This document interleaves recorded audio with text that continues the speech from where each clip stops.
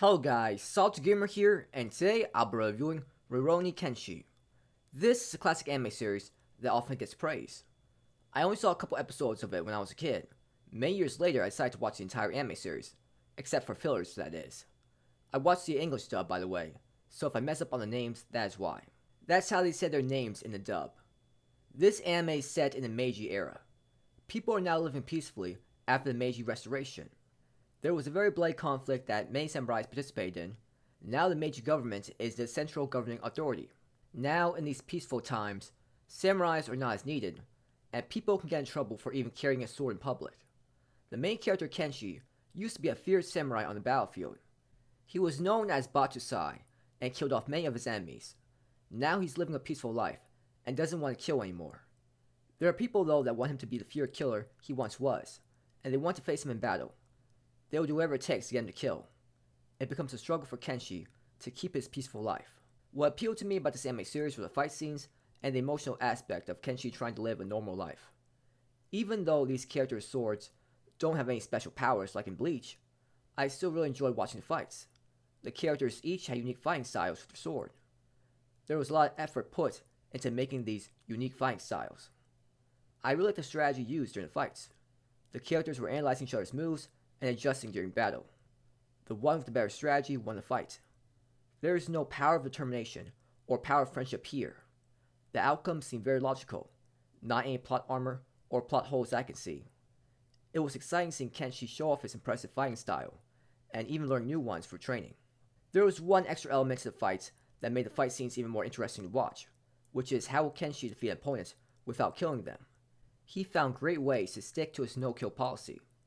Kenshi is not overpowered, so the fights have much tension to them. It's amazing seeing him pull off victories in situations that seem almost impossible for him to win.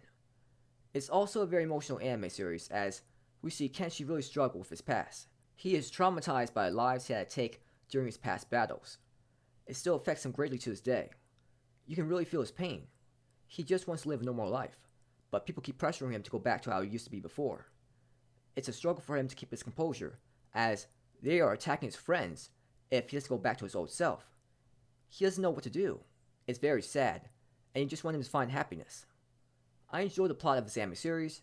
It was basically a journey of self-discovery for Kenshi, and he had to decide for himself on the type of life he wanted to live.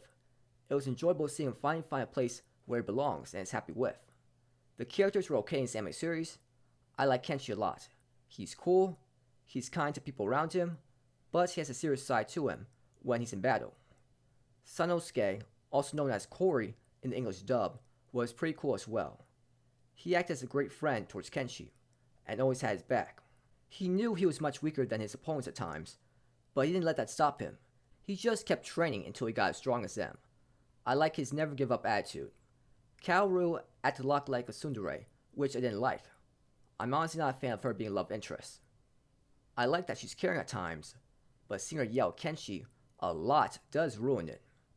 She does calm down later on, but still acts like a tsundere at times. I was okay with Yahiko. He wasn't that annoying, but he did annoy me at times with how overconfident he was when he knows he's clearly lacking in swordsmanship. I was alright with the villains in the show. They weren't cliche villains that wanted to take over the world. They had their own good reasons why they wanted to change this corrupt government. I was just okay with the opening song and ending songs. I listened to the new opening or ending song once, and then skipped it after that. The music during the fight scenes was very intense, and made the fight scenes even more exciting to watch. The animation style looked good for the old anime series. The animation looked so smooth during fight scenes. This is an amazing classic anime series that is well worth the watch. The fights end in logical ways, the main character is really likable, and was a very emotional show. I would recommend skipping the fillers though. You can just search for a list of the fillers in the show to avoid them. I give this anime a 9 out of 10. So that's all I'm talking about for today. Thanks for watching the video. Have a great day night wherever you are, and please like and subscribe if you enjoyed this video, and please comment if you found anything interesting in the video.